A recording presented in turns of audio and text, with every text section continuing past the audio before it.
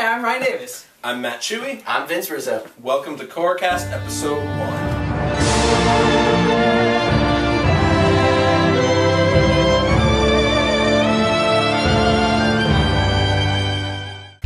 Hey there, Avatar fans.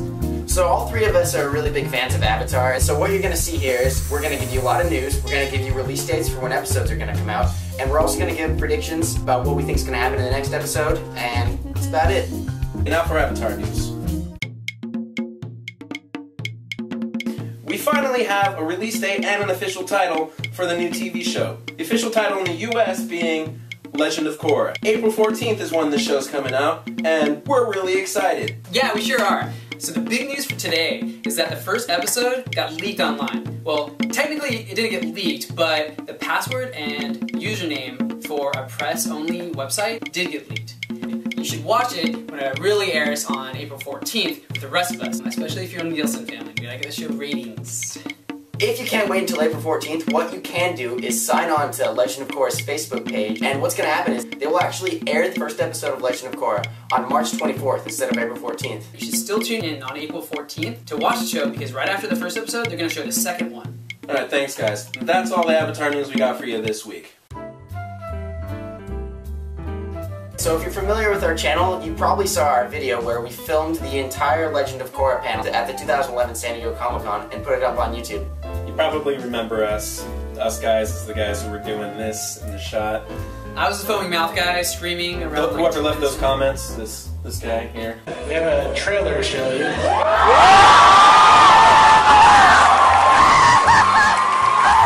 The host was talking about other shows that people at the panel probably liked, which included iCarly and Fanboy and Chum Chum, which were definitely not shows that anybody there was interested in. Fanboy and Chum Chum. We like Avatar.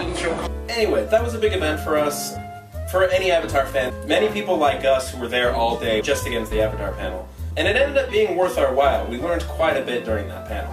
Yeah, apparently this new world is set 75 years in the future from when Avatar The Last Airbender left off, and it's supposed to have this sort of steampunk vibe. Apparently they even have motorcycles and cars. You know, kind of the turn of the century, Industrial Revolution. Yeah. It's cool. Yeah, and that kind of is going along with the animation. They definitely kicked it up a notch there. So they're going to show a lot more action movement going on with it makes sense. the metal bending cops. Metal bending freaking cops. Explosive. Everyone went crazy. Okay, so basically does this make them any different from the cops of today who can shoot guns which shoot bullets made of metal? Which are metal. So they're, yeah. Basically means that they're as good as modern day cops. Right. Or that modern day cops are metal benders. It's possible that that is actually what's happening. There's a clip of Korra's just, you know, hauling through the city, being chased by these cops, and that also begs the question, like, what is her relationship to the government? Why? Yeah, exactly, why? Like, is she a rogue of some kind? Or are they just jerks? Are they operating outside of the law? My impression was that it was more like, I don't know, a dictatorship or a totalitarian government that has really iron-fisted control over what is going on in Republic City. That reminds me a lot of Ba Sing Se and how that was considered, you know, a peaceful, orderly utopia, but, you know, underneath all that, it's ruled by this militaristic guy who just wants to have total order. Complete control. It's a pretty interesting concept.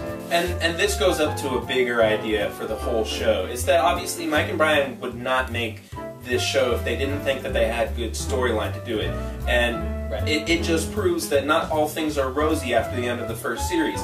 Just because the day is saved doesn't mean it's happily ever after. You're not just talking about some foreign enemy that's invading. They're talking about internal struggles with the people.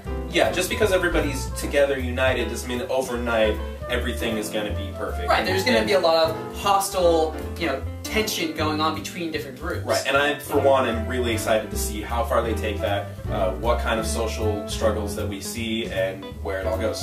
Antagonist. His name is Amon, I believe.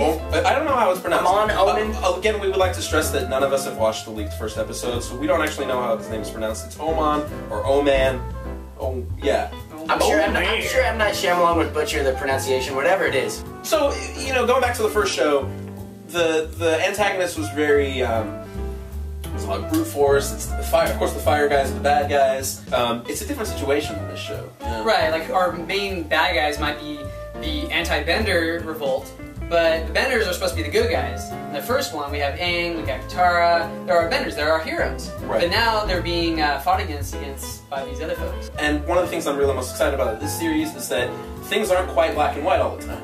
And the fact that, okay, maybe these anti-Benders, maybe they have, you know, something to be mad about. I mean, I'm interested to see how the antagonist develops as a character. I'm assuming that he's just going to be the main bad guy, but unlike Avatar, we're actually going to see who this person is, so he's not going to be in the shadows the entire time, and he's going to be running everything firsthand. I mean, Mike and Brian definitely spoke a lot about how they want to top themselves, and they want to do things that they haven't done before. So we gotta assume that this bad guy thinks, you know, differently, that he's got a different agenda. Right, different motive, different means of operation as well. One of the things that as I was watching the first series that was really interesting was that how they would often shift perspectives. Like, during the first season you would have Zuko, he's painted solely as just a jerk. And then when we get to episodes like Zuko Alone, you can start to get into his mindset, and you start to see, okay, maybe he's not such a bad guy, he's got a lot to deal with. Are we going to see the same development in the main antagonist, in Mr. Scaryface Man? Who knows? But it's exciting, isn't it? It is. It's pretty exciting. And that's one of the great things about Avatar, is that you can never judge a book by its cover in this series, especially characters like antagonists like Zuko. You would thought at first that he was just your standard antagonist who's an evil guy who had evil plans, just had to capture the Avatar and restore his honor and get crazy haircuts along the way. That's basically what he did. Yeah. And it turns out he's a lot more deeper than that, and he actually has an interesting backstory, unlike a lot of antagonists that are, you know, in TV shows today. Right. Yeah, they don't have good haircuts. Well, It's like, I don't know. I don't get it. They don't. So now comes the part of the show where we want to kind of find out what you think.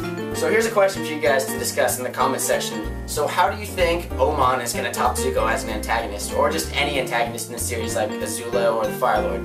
Go ahead and talk about that and let us know, and we'll be sure to comment back. And tell us what else you're most excited to see from the show. Yeah, we're really excited to see what you guys have to think about Legend of Korra and how it develops. And also, if you guys have any suggestions for KORRACAST, our show, feel free to leave them in the comments. We'll be reading them, and we'll be incorporating the good ideas. And we'll be throwing out bad ones. We will be. Right out. Deleted. Here, get it for Is this. Avatar related?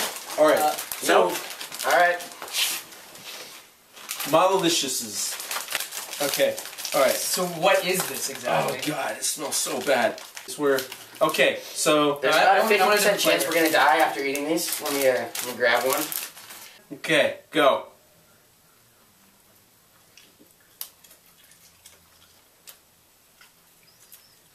I could put something into KORRACAST.